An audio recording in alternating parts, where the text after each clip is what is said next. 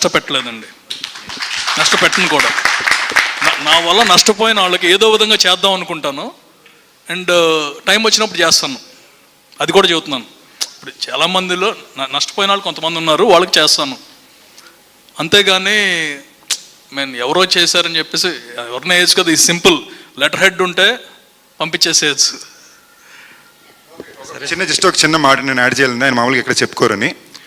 ఒక 6 నెలలు లేదా 8 నెలల ముందు వరకు, ఎక్స్ట్రీమ్ అట్లీస్ట్ మినిమం 6 months ముందు వరకు, మోస్ట్ డిఫికల్ట్ టెన్షన్ స్టేట్లో ప్రొడక్షన్ ఉన్న రోజున కూడా సంబంధం లేకుండా ఒక 40-50 మందికి ఎప్పుడో ఆయన మాట ఇచ్చారని చెప్పి ప్రతి నెల ఒక ఎక్స్ అమౌంట్ వెళ్తూనే ఉంటుందండి. ఎక్స్ అమౌంట్ 10,000 15 కాదు, 50 లక్ష. అది నాకు అనిల్ గారితో నేను గొడవ కూడా పడతా, సార్ వీళ్ళతో మీరు ఎప్పుడు ఏం చేస్తారో తెలియదు, మీరు మాట ఇచ్చేస్తారు, అకౌంట్లో సంబంధం లేకుండా ఉంటుంది సార్ అని. అది ఆయన చెప్పుకోరు, బయటికి తెలియదు, అది అనిల్ గారు అండి. సో నాకు ఈ విషయంలో నేను ఎందుకు చాలా చోట ఎక్కువ రెస్పాన్సిబిలిటీ అండ్ ఫీల్ అని కూడా అంటానంటే, మామూలుగా మన కోసం మనం బాధ్యత తీసుకున్నప్పుడు పర్లా కొన్నిసార్లు కొంచెం షేక్ అవ్వచ్చు, కొంచెం లేజీ అవ్వచ్చు.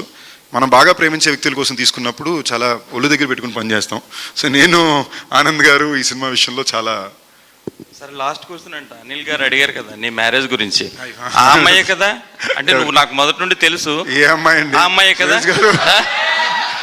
సురేష్ గారు మీకు మాట చెప్పనండి, మీకు నేను 15 ఏళ్ళ నుంచి తెలుసు అండి. 15 ఏళ్ళ ఆ అమ్మాయి 2-3 సార్లు మారిందండి. ఓకేనా?